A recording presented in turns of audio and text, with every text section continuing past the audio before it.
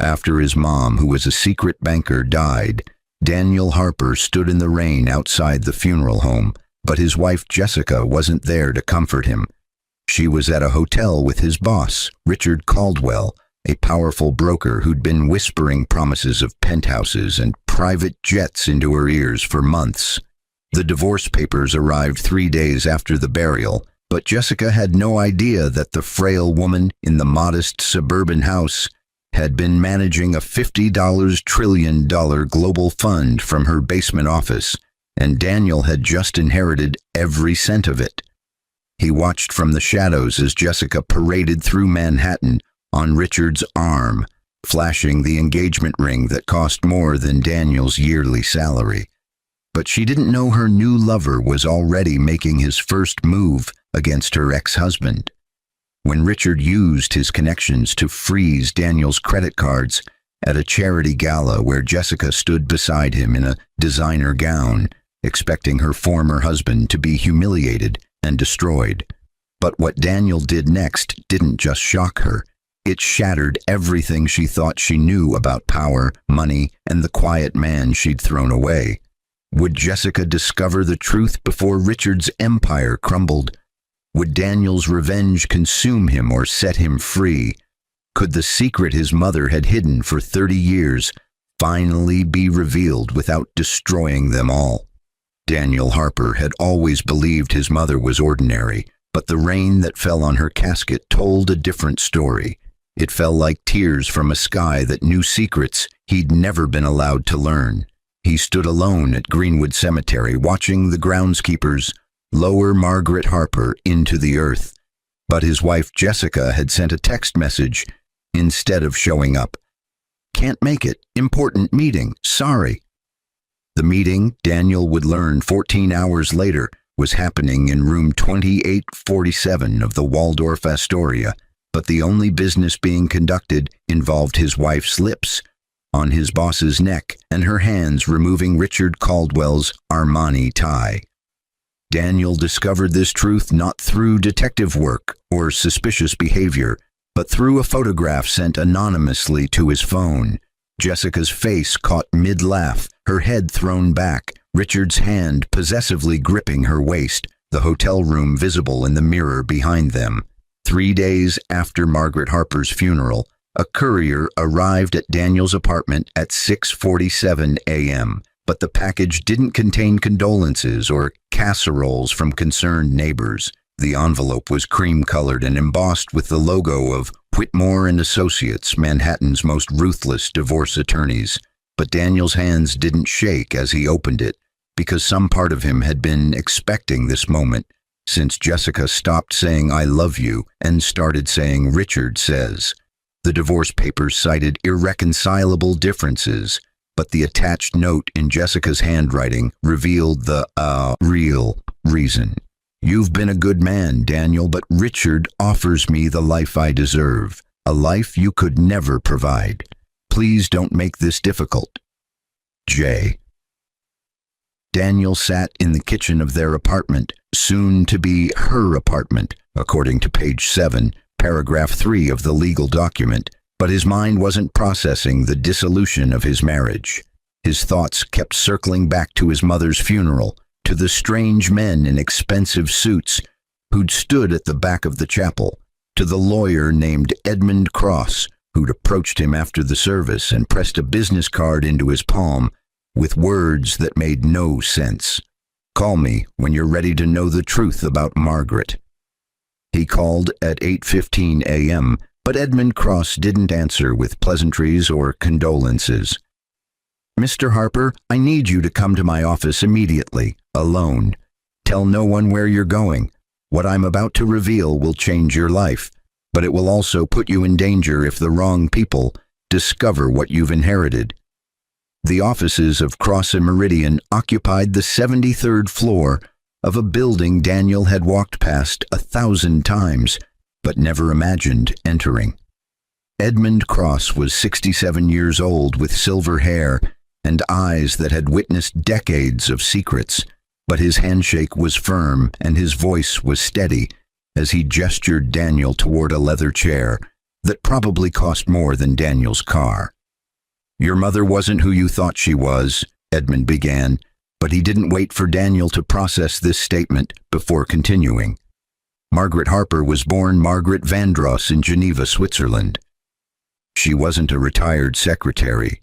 She was one of the most brilliant financial architects of the modern age, but she operated in absolute secrecy for 30 years. Daniel opened his mouth to protest, to defend his mother's memory against this stranger's delusions, but Edmund slid a folder across the mahogany desk. Inside were photographs. His mother, 40 years younger, standing beside men Daniel recognized from history books and news reports. His mother shaking hands with central bank governors.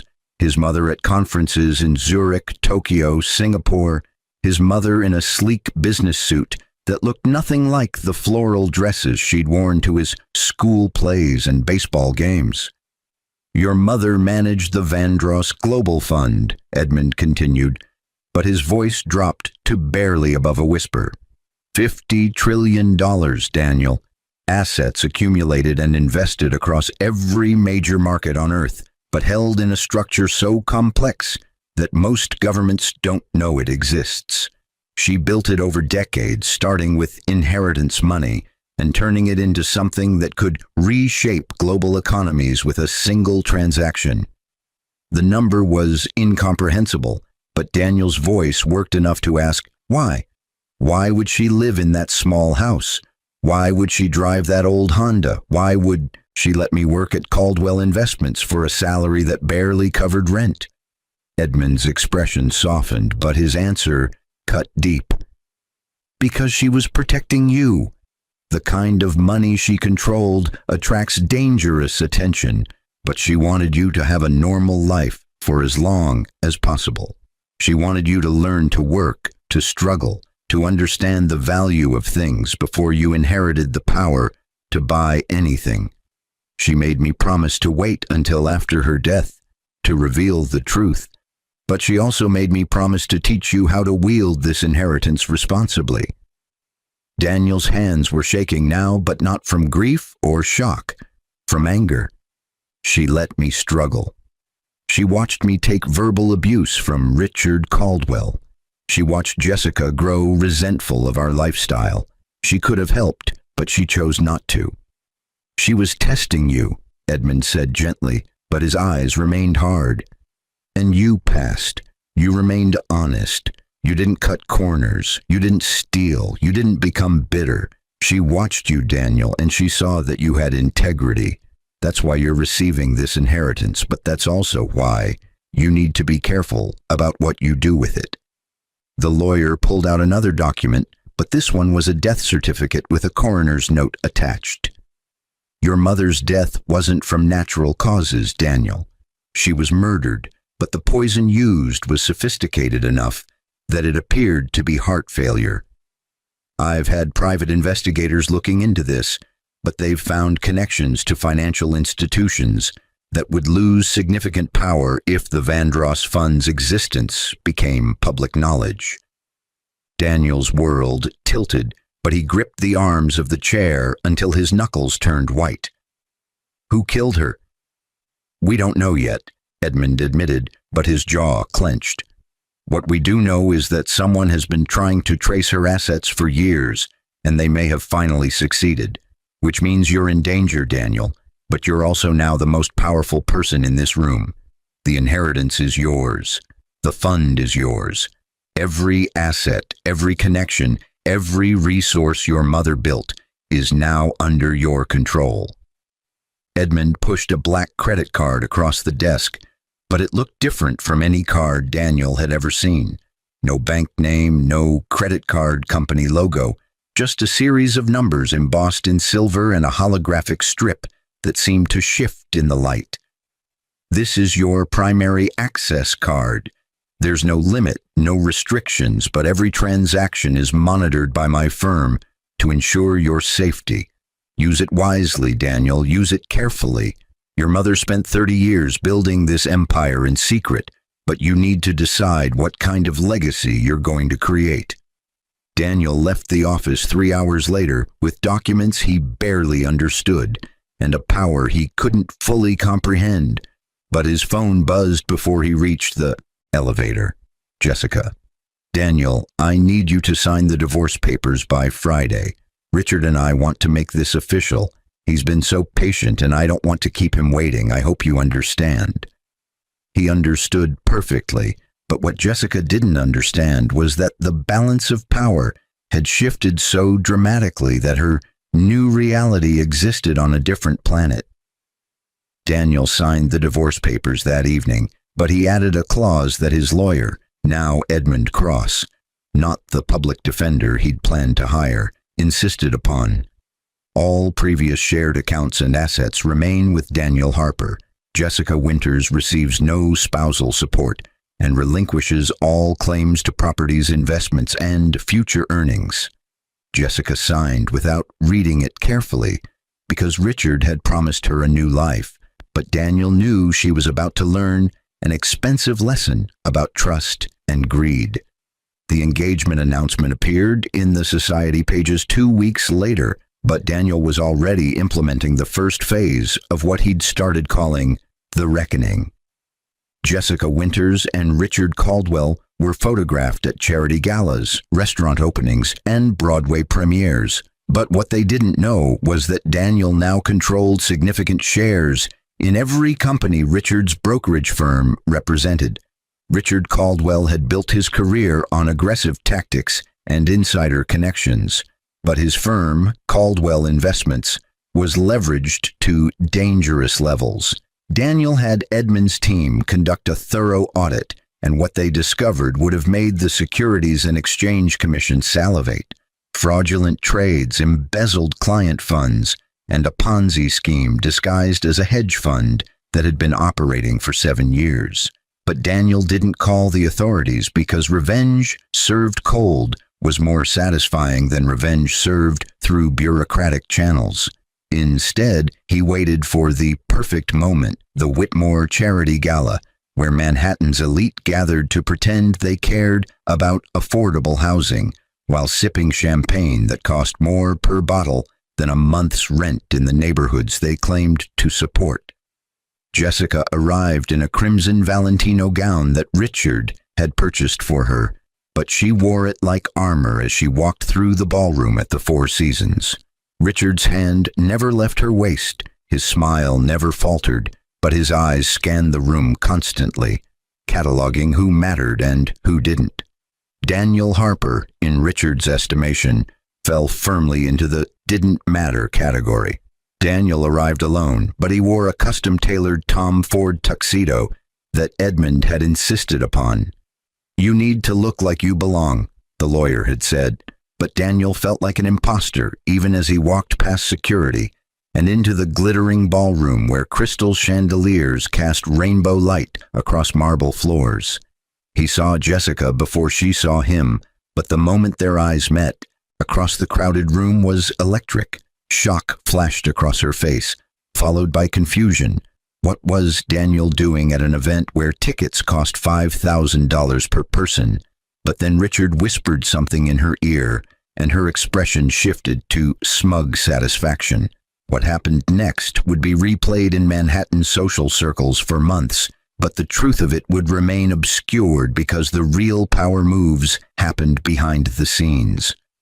Richard Caldwell approached Daniel with Jessica on his arm, but his smile was predatory rather than friendly. "Harper, surprised to see you here. I didn't know you could afford the entrance fee on your salary. Oh, wait, you don't work for me anymore, do you? I had to let you go after the divorce. Conflict of interest, you understand." Daniel nodded slowly, but his voice remained calm. "I understand perfectly, Richard. I also understand you've been creative with your client accounts. Very creative." Richard's smile tightened, but Jessica's hand squeezed his arm, a gesture that said, "Ignore him, he's just bitter."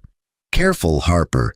Defamation is expensive, and I have lawyers who would eat you alive." "As do I," Daniel replied, but he pulled out his phone and showed them a screenshot. It was Richard's personal credit card statement, but the numbers were shocking. $847,000 in charges over the past 3 months. But Richard's legitimate income couldn't possibly support that spending. I own significant shares in American Platinum Bank now. Fascinating what you can discover when you have access to financial records. Richard's face went pale, but he recovered quickly. That's private information. You can't. I can, Daniel interrupted, but his voice never rose above conversational volume. I can do many things now, Richard. I can do things that would terrify you if you understood the scope of my resources. But I'm not here to threaten you. I'm here to offer you a choice. Jessica was watching this exchange with growing alarm, but she didn't yet understand that her world was balanced on a knife's edge. Daniel, what are you talking about? What resources? You're an analyst. You were barely making $70,000 a year when we were married. Was, Daniel confirmed, but he smiled for the first time. Past tense, Jessica. Things change. People change. Financial situations change dramatically when you inherit a 50 trillion global fund from your mother, who was a secret banker. The number hung in the air like a bomb, but neither Jessica nor Richard seemed able to process it. 50 trillion, not million, not billion, trillion. That's impossible, Richard finally said, but his voice lacked conviction. No one person controls that much wealth. It doesn't exist. It exists, Daniel said quietly, but Edmund Cross had appeared at his elbow, a ghost in an impeccable suit. My lawyer can provide documentation if you'd like, but I think we both know that would be unnecessary. What's necessary, Richard, is that you make a choice right now. You can resign from Caldwell Investments tonight, surrender your brokerage license, and disappear quietly. Or I can release the audit my team conducted on your firm, and you can spend the next 20 years in federal prison for fraud, embezzlement, and securities violations. Richard's jaw clenched, but his eyes darted to Jessica. This is insane. You're bluffing.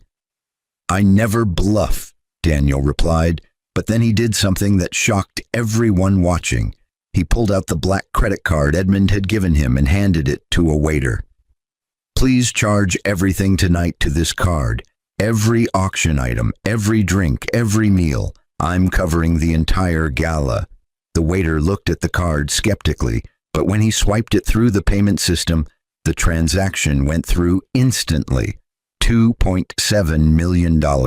Approved without a single verification call. The room had gone quiet, but not because people had been listening to Daniel's conversation with Richard. The sound system had just announced that an anonymous donor had covered every expense for the evening, and the director of the Whitmore Foundation was on stage thanking a generous benefactor who wishes to remain unnamed. Jessica's face had gone white, but Daniel wasn't watching her anymore. He was watching Richard, who seemed to be calculating odds and consequences with the speed of a man who'd spent his career gaming systems. You can't freeze my credit cards, Richard said suddenly, but it was a statement born of defiance rather than confidence. I have accounts at 15 different banks. I have credit lines totaling $12 million. You can't. Daniel pulled out his phone again and made a single call, but he didn't identify himself. Execute Protocol 7. 30 seconds later, Richard's phone began buzzing, and buzzing, and buzzing. Text messages from every bank he'd ever used, every credit card company, every financial institution. Account frozen due to suspicious activity. Please contact customer service. Richard stared at his phone like it had become a venomous snake, but Jessica was looking at Daniel with an expression that mixed horror and dawning comprehension. How? How is this possible? My mother spent 30 years building a network that touches every major financial system on Earth, Daniel explained, but his voice held no triumph, only tired resignation.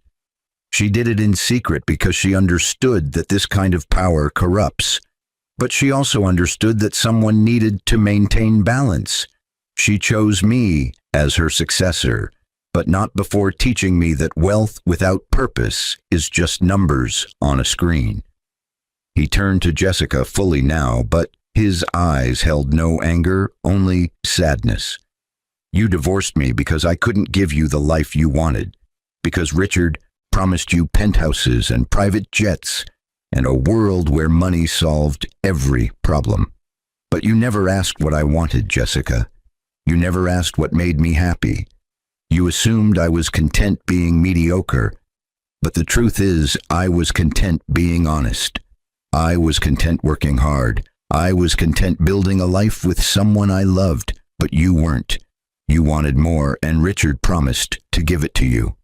Jessica's eyes were filling with tears, but Daniel didn't stop.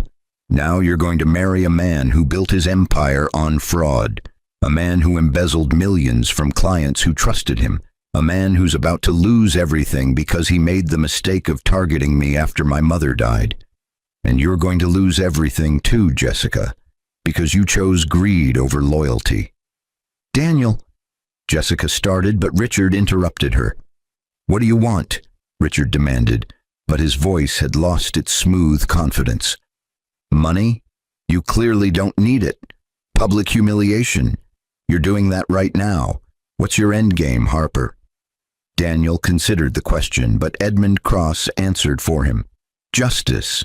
The clients Richard embezzled from will receive full restitution by the end of the week. The Ponzi scheme will be dismantled and legitimate investors will recover their losses.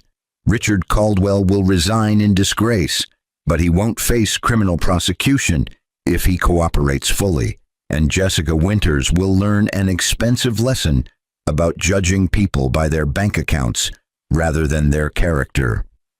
That's it, Richard asked, but he seemed suspicious of the relatively lenient terms. I resign, pay back the money, and walk away. With nothing, Daniel clarified. You'll walk away with nothing, Richard. No assets, no reputation, no future in finance. You'll spend the rest of your life knowing that you could have been honest, could have been legitimate, but you chose the easy path. And that path led you here, to this moment, where a man you considered beneath you just destroyed everything you built. Richard looked at Jessica, but she was still staring at Daniel. I'm sorry, she whispered, but the apology felt hollow. I didn't know. I didn't understand. You didn't ask, Daniel replied, but his voice was gentle. You saw what you wanted to see, Jessica. You saw a man who worked long hours for modest pay. You saw a husband who couldn't afford expensive restaurants or luxury vacations. But you never saw the man who came home to you every night, who loved you despite your complaints, who would have given you the world if you'd just been patient enough to let him inherit it properly. The gala continued around them, but the three of them stood frozen in a tableau of broken dreams and shattered illusions. Richard Caldwell would resign the following morning, and by evening, every major news outlet would be reporting on the collapse of Caldwell, investments, and the mysterious White Knight investor who'd ensured clients were made whole. Jessica would break off the engagement within a week, but Daniel would never know if she did it out of guilt or simply because Richard no longer had money. But that night, as Daniel walked out of the Four Seasons Hotel and into the cool Manhattan evening, he felt something he hadn't experienced since his mother's funeral. Peace. Not happiness. The grief of losing Margaret was still too raw, but a sense that he'd honored her memory by using the power she'd given him to correct an injustice rather than simply accumulate more wealth. Edmund Cross caught up with him on the sidewalk, but the lawyer was smiling. Your mother would be proud. She always said the true test of character was how someone wielded power when they had every reason to abuse it. What happens now? Daniel asked, but he wasn't sure he wanted to know the answer. Now you decide what to do with 50 trillion, Edmund replied, but his tone was serious. Your mother had plans, investments in renewable energy, medical research, education initiatives in developing nations. She wanted to change the world quietly, without fanfare or ego. The question is whether you want to continue her work or chart your own course. Daniel thought about his mother in that basement office, managing incomprehensible sums of money while cooking him dinner and helping him with homework. He thought about the secret she'd kept for 30 years, the double life she'd lived, the sacrifices she'd made to protect him from the dangers that came with extreme wealth. "I want to continue her work," he said finally, but he added a caveat. "But I also want to find out who killed her. Someone poisoned her, Edmund. Someone murdered her to get to this money. I can't let that go unanswered." Edmund's expression darkened, but he nodded. "I've been conducting my own investigation, and I have leads. Dangerous leads that point to some of the most powerful financial institutions in the world. If we pursue this, Daniel, we'll be declaring war on organizations that have toppled governments and destroyed lives. Are you prepared for that?" Daniel looked back at the Four Seasons, at the glittering windows where Manhattan's elite were still celebrating their charitable contributions and social standing, but his mind was already made up. "My mother spent 30 years fighting these battles in secret. The least I can do is fight them openly with every resource she left me. Find the people who killed her, Edmund. Find them, and I'll make sure they face justice." The lawyer extended his hand, but his grip was firm. "Then we begin tomorrow. Tonight, go home and rest. You've had enough revelations for one evening." But Daniel didn't go home. Home was the apartment he'd shared with Jessica, now empty except for his clothes and books. Instead, he walked through Manhattan for hours, processing everything that had happened, everything that would happen, everything his life had become. 3 weeks later, the investigation into Margaret Harper's death led to a mid-level executive at Consolidated Global Banking named Trevor Morrison. But Trevor was just a foot soldier following orders from higher up the chain. Edmund's investigators tracked the orders to a secretive investment consortium called the Basel Group. But the Basel Group didn't officially exist. No corporate registration, no public membership, no paper trail except for encrypted communications that took months to decrypt. What they discovered was a conspiracy that stretched back decades. A group of banking executives who'd learned about the Vandross Fund and spent years trying to locate it, control it, or destroy it. Margaret had evaded them for 30 years through misdirection and false trails, but 6 months before her death, someone had gotten close. Too close. The poison was administered at a charity luncheon where Margaret had been a guest speaker. She'd talked about the importance of financial literacy for low-income communities, never once revealing that she personally controlled more money than most nations. But the executive chef at the venue had been paid $500,000 to add a tasteless, odorless compound to her meal that would cause cardiac arrest within 72 hours. Daniel learned all of this in Edmund's office, but his hands remained steady as he reviewed the evidence. "What do we do with this information?" "We could go to the authorities," Edmund suggested, but his tone indicated he didn't believe that was the best option. "The FBI, the SEC, international financial regulators. But the Basel Group has connections at the highest levels of government. They've bought politicians, judges, regulatory officials. A public investigation could be buried or dismissed." "Then we handle it privately," Daniel decided, but his voice was cold. "Every member of the Basel Group loses everything, their assets, their positions, their reputations.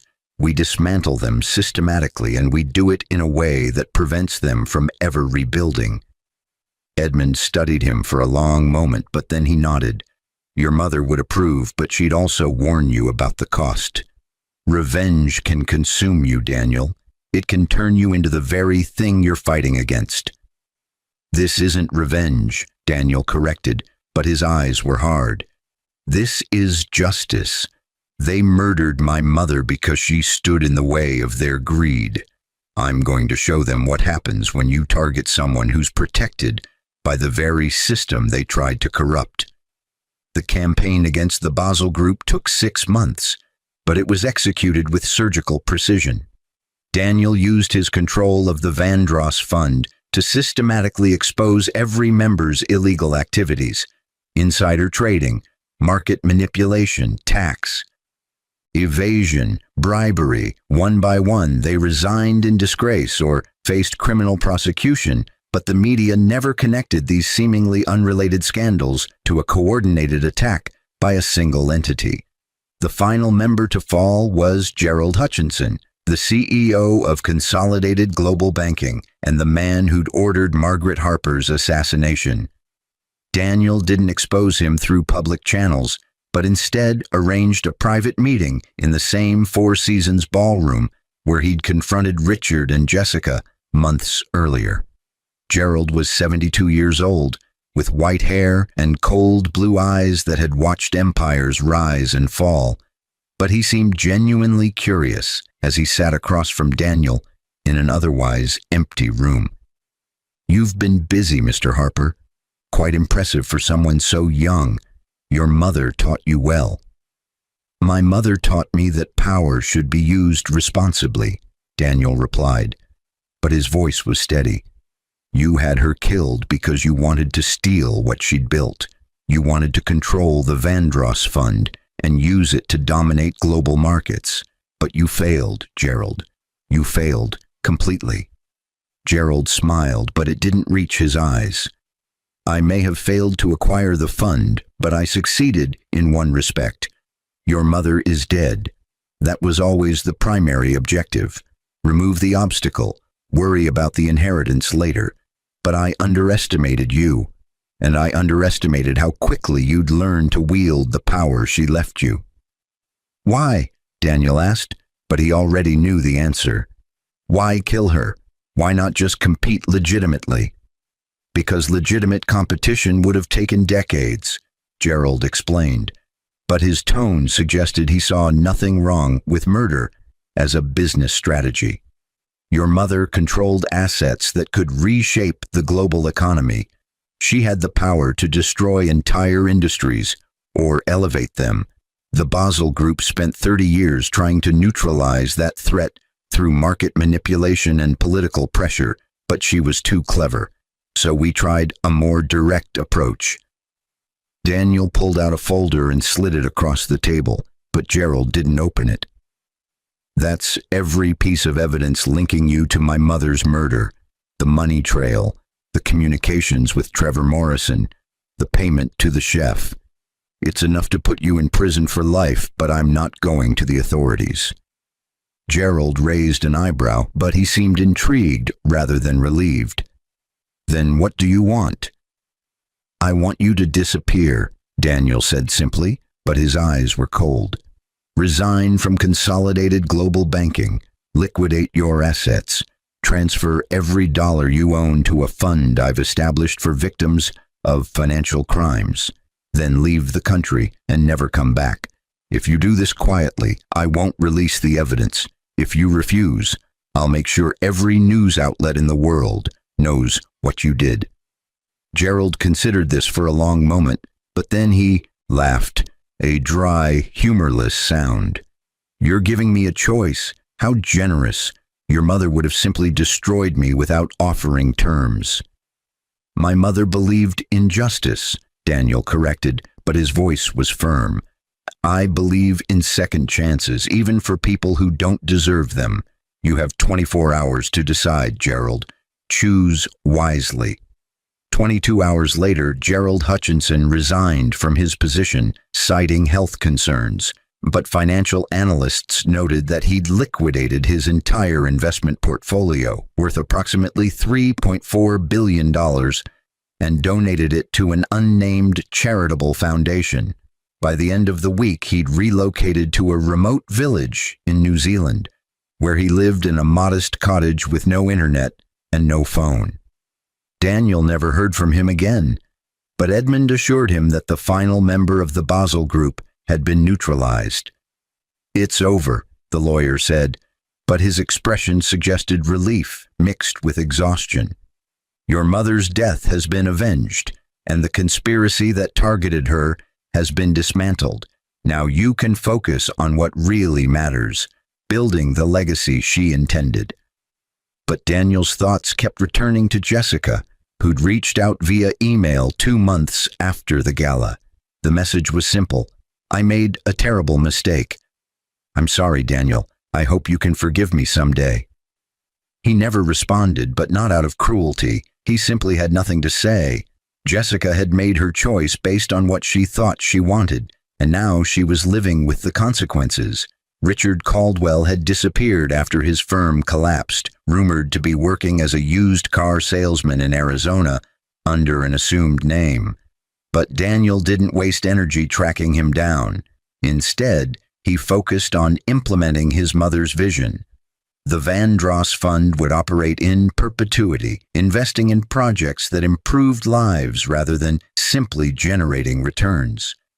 Renewable energy initiatives in Africa, medical research for diseases that pharmaceutical companies ignored because they weren't profitable, educational programs in communities that had been systematically underserved for generations.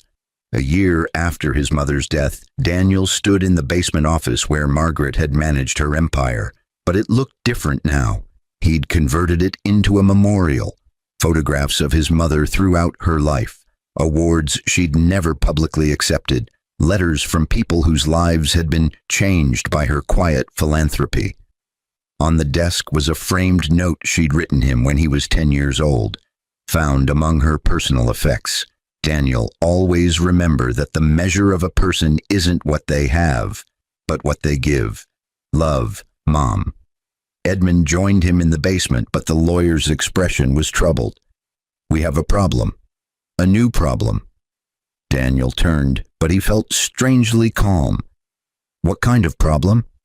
"Someone's been accessing the Vandross Fund's systems, not trying to steal anything, just observing, monitoring transactions, tracking investments. We've traced the intrusion to a server in Singapore, but beyond that, the trail goes cold.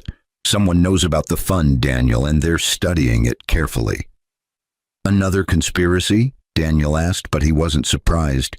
His mother had warned him through Edmund that the kind of power the Vandross Fund represented would always attract predators and opportunists. "Possibly," Edmund admitted, but his voice was cautious. "Or possibly something else. The intrusion is sophisticated but not malicious. It's almost like reconnaissance, someone learning about us before making contact."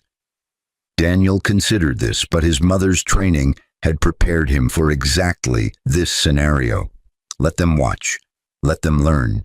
But make sure they understand that the Vandross Fund isn't a target, it's a force. Anyone who tries to control it will fail.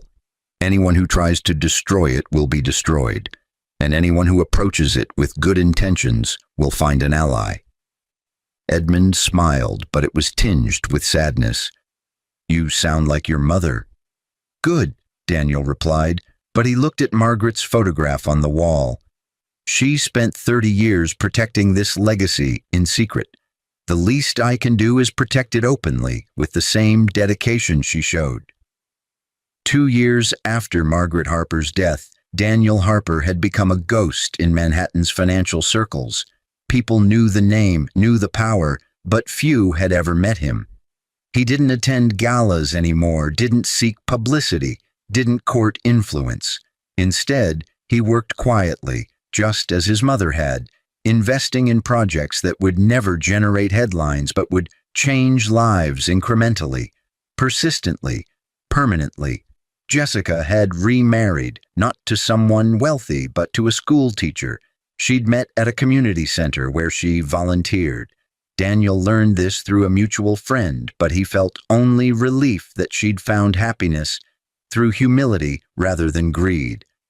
Richard Caldwell had indeed become a used car salesman, but he'd also started a blog about financial ethics and the dangers of unchecked ambition. Daniel read it occasionally, surprised to find genuine remorse in Richard's words. As for the mysterious intrusion into the Vandross Fund's systems, it turned out to be a young programmer in Singapore named Maya Chen, but she wasn't a threat.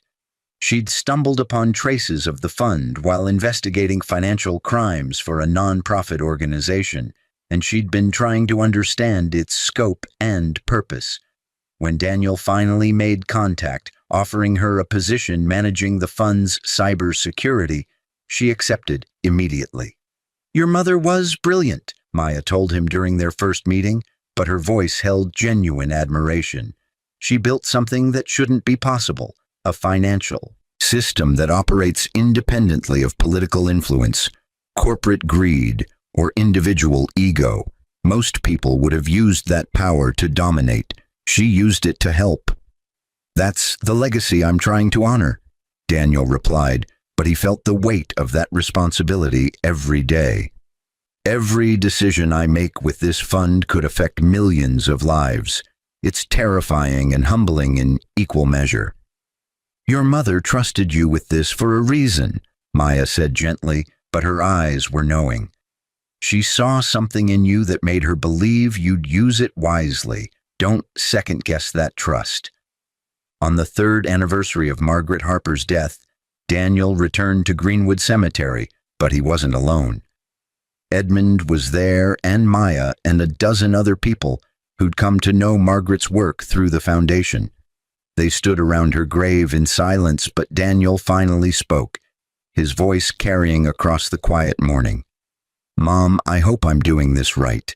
I hope I'm honoring the vision you had and the sacrifices you made. You spent 30 years building something extraordinary while teaching me to be ordinary. But now I understand why. You wanted me to know the value of things before I had the power to buy anything. You wanted me to understand struggle before I had the ability to eliminate it for others. You wanted me to be humble before you gave me a reason to be proud." He paused, but tears were running down his face. "I miss you every day. I miss your advice, your humor, your quiet strength. But I also feel you in everything I do with the fund. Every investment, every project, every decision. I ask myself what you would do, and somehow I always know the answer." The wind picked up, rustling through the cemetery trees, but Daniel took it as a sign that his mother was listening. He placed a single white rose on her grave, then walked away with the others, ready to continue the work that would define the rest of his life. The Vandross Fund would grow over the years, not in accumulated wealth, but in impact. 30 years after Margaret's death, when Daniel was himself an old man with silver hair and tired eyes, a historian would interview him for a book about secret philanthropy. The historian would ask, "Do you ever regret the choices you made? Do you wonder what your life would have been like if your mother had been honest from the beginning?"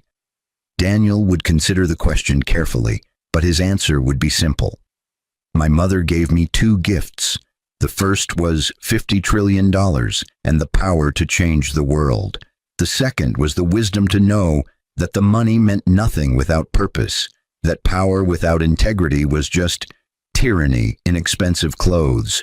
I wouldn't trade either gift for anything, but the second one was infinitely more valuable than the first." And in that moment, the historian would understand that Margaret Harper's greatest legacy wasn't the fund she'd built or the wealth she'd accumulated, but the son she'd raised to be worthy of both. Jessica would read that book years later, long after Daniel had passed away and the Vandross Fund had become a subject of academic study and policy debates.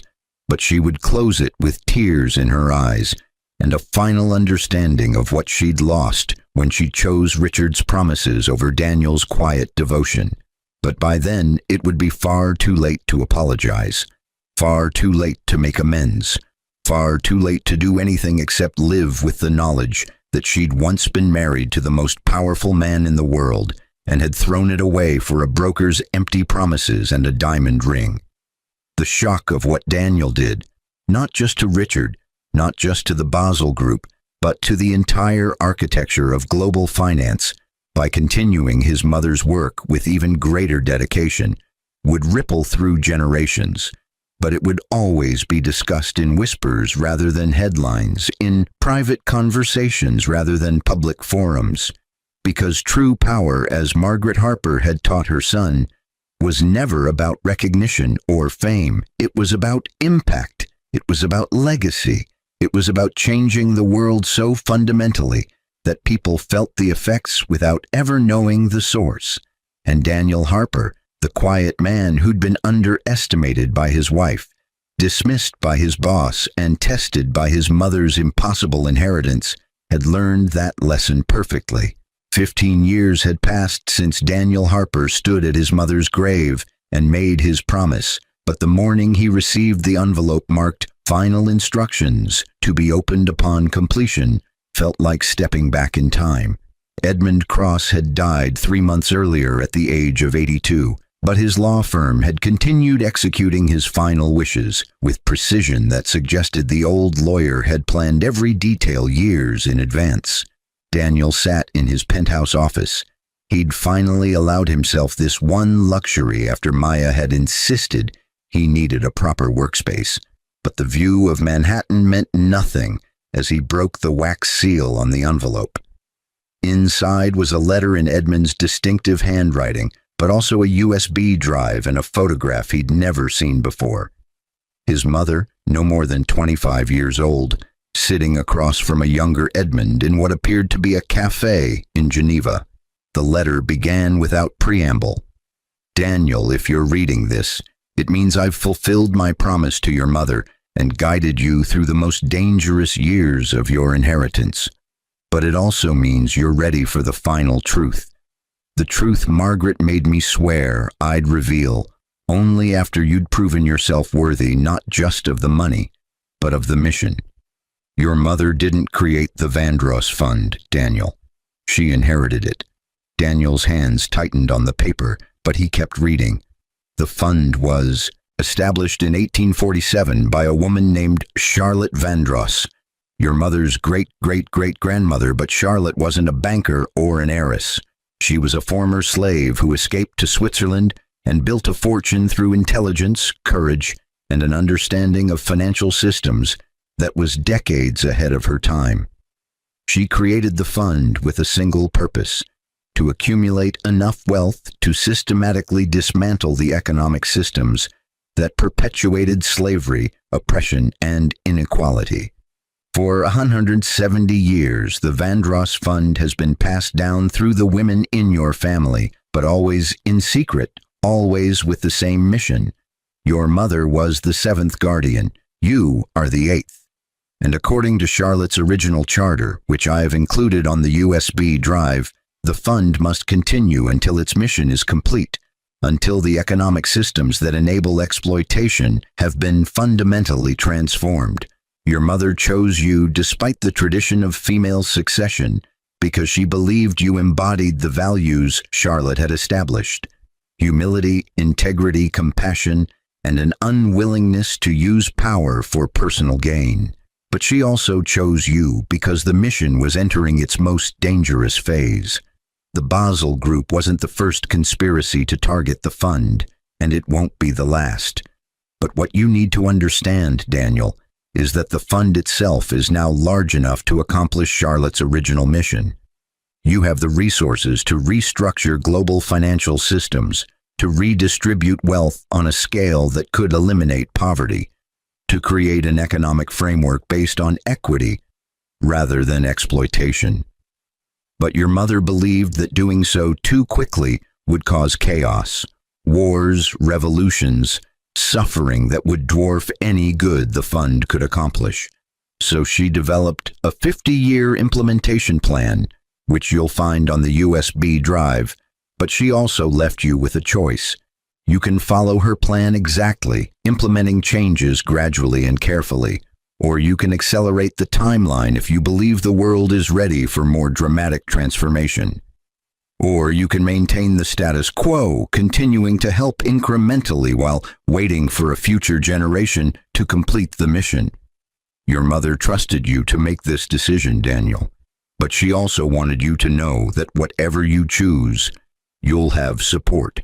The USB drive contains contacts for 17 other secret funds, similar to ours, other families, other legacies, other guardians who've been working toward the same goals for generations. They've been waiting for the Vandross Fund to reach critical mass, and now it has. Together you have the power to reshape human civilization, but that power comes with responsibility that would crush most people.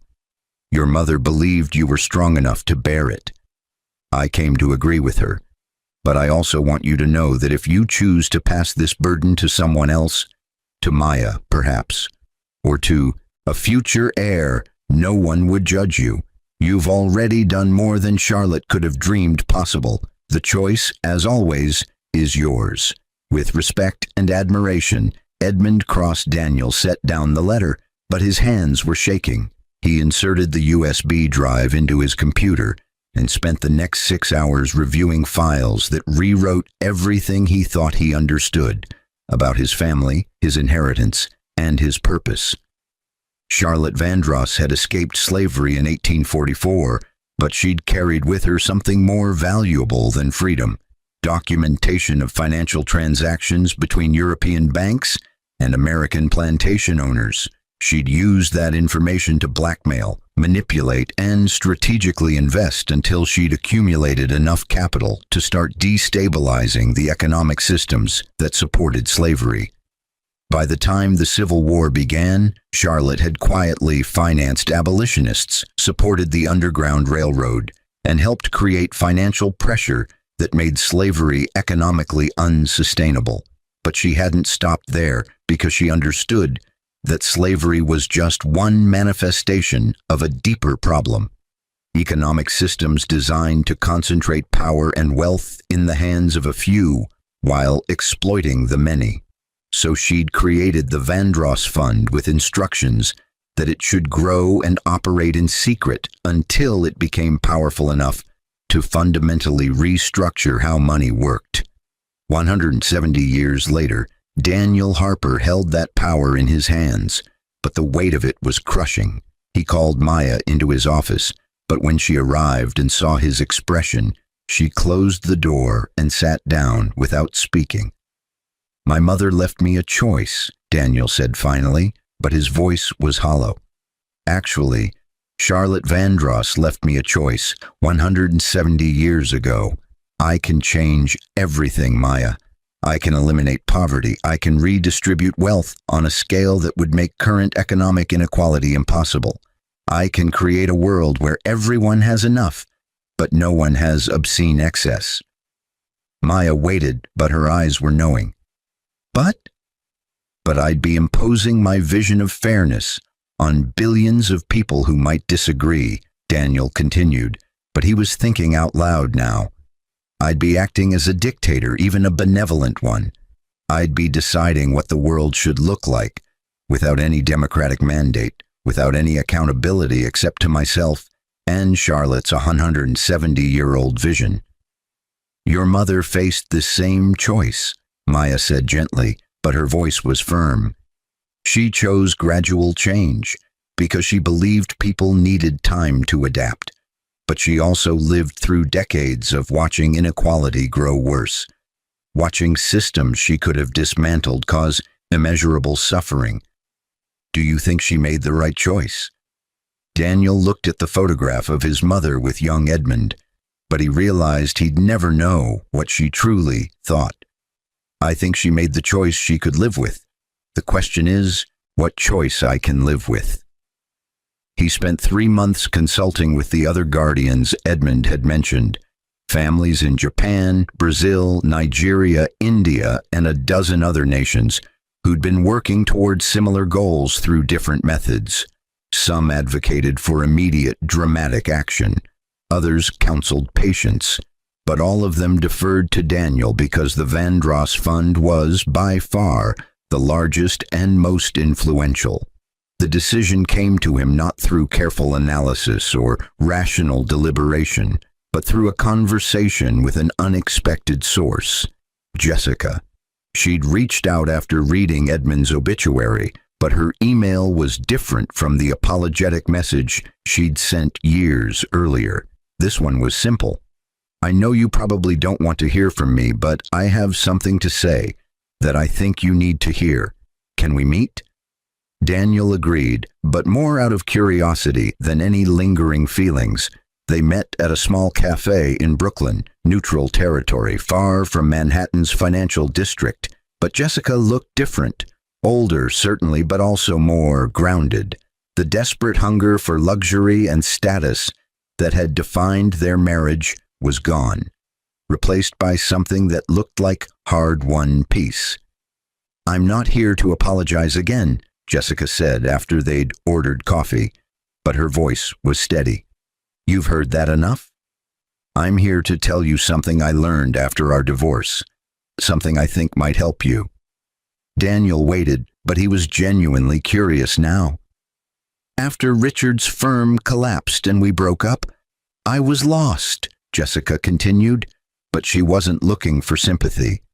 I'd built my entire identity around wealth and status, and suddenly I had neither. I was working as a receptionist, living in a studio apartment, eating ramen for dinner, and I was miserable. But not because I was poor. I was miserable because I finally had to confront who I actually was without the costume of expensive clothes and fancy restaurants. She paused to sip her coffee, but her eyes never left Daniel's face.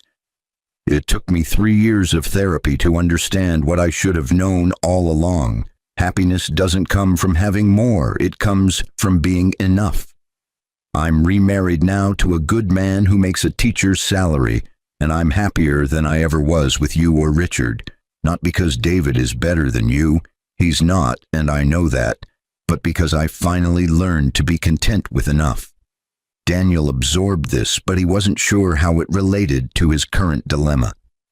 Why are you telling me this? Because I read about your mother, Jessica explained, but her voice was gentle.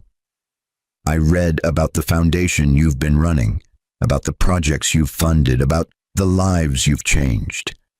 And I realized that you're facing a choice I never understood when we were married. When is enough? Enough. When do you stop trying to save everyone and accept that some problems are too big for one person to solve, even if that person has $50 trillion?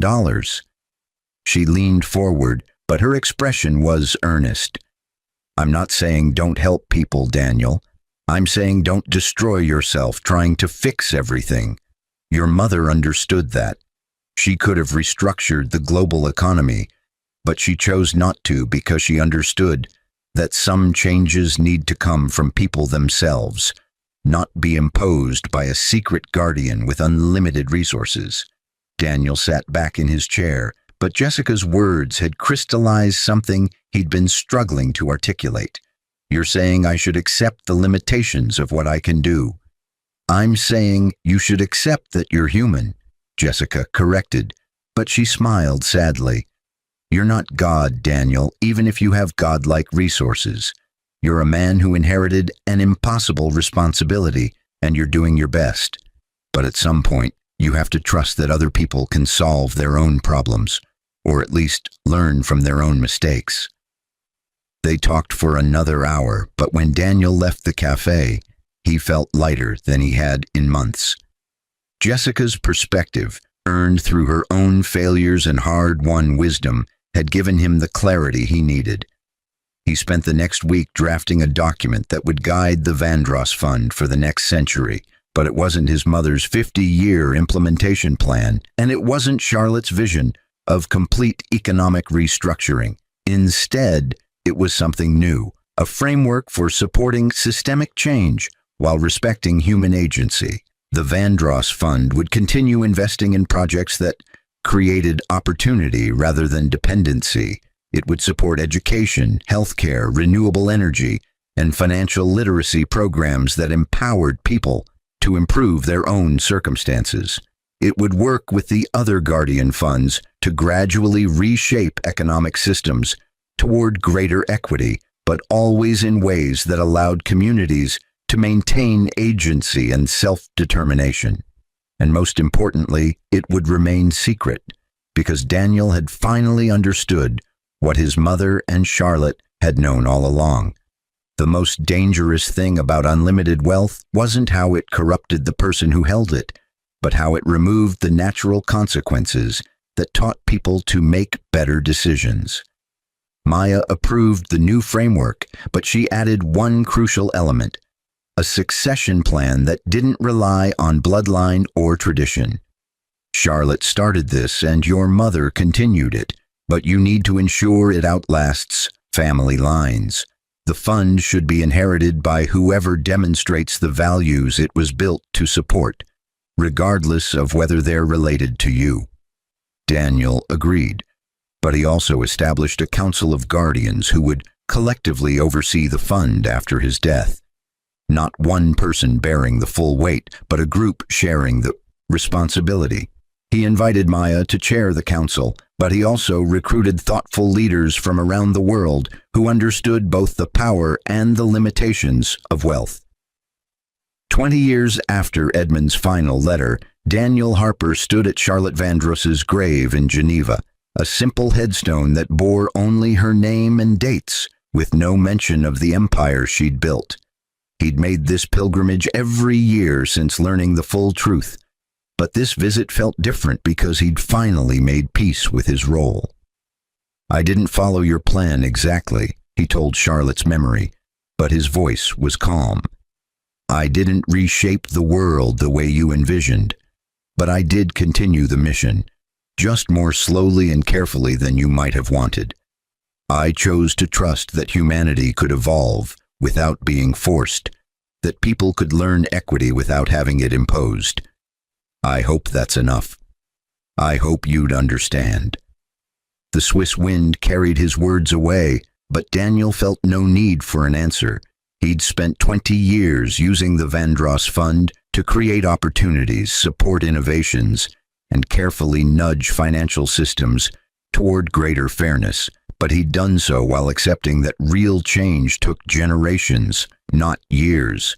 The world was better than when he'd inherited the fund, but it wasn't perfect.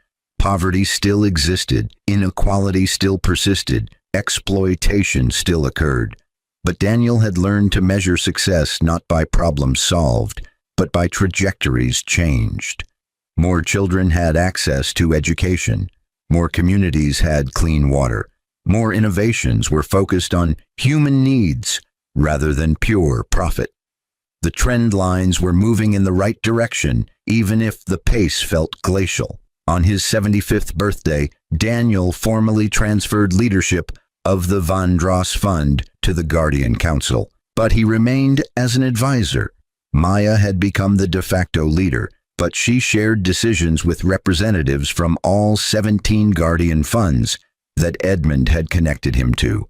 Together, they managed combined assets exceeding $200 trillion, but they wielded that power with the kind of restraint Daniel had learned from his mother's example and Charlotte's legacy. Jessica attended his birthday celebration. They'd maintained a cordial friendship over the years, but so did dozens of people whose lives had been changed by projects the Vandross Fund supported.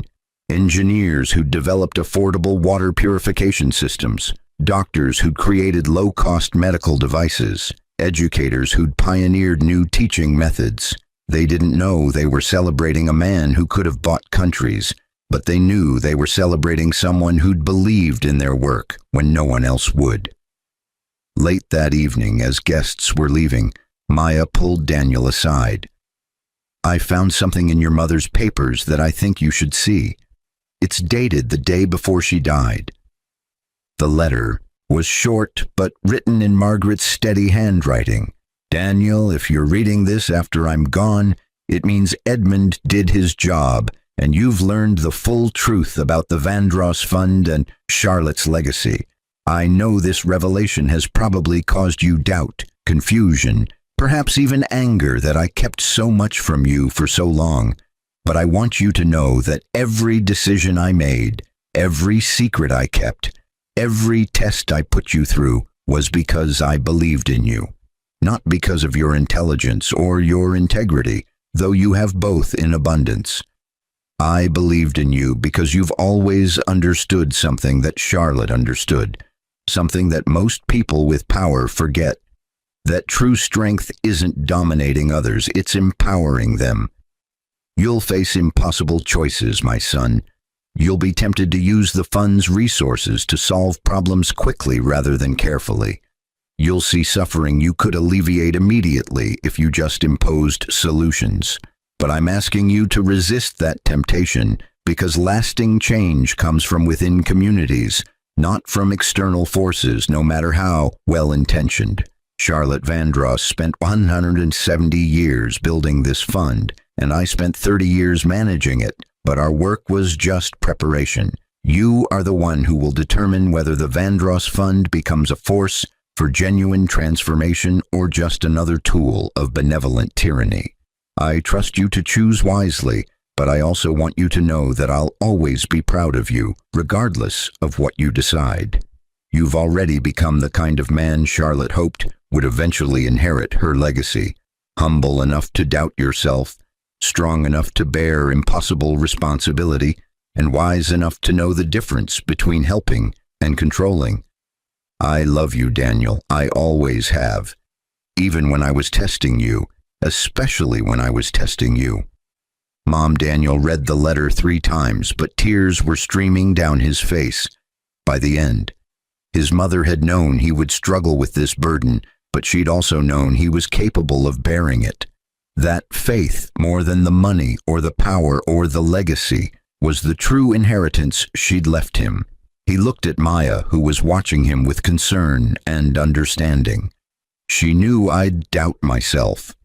She knew you'd care enough to doubt yourself, Maya corrected gently, but her voice was firm. People who never doubt themselves are the ones who cause the most harm.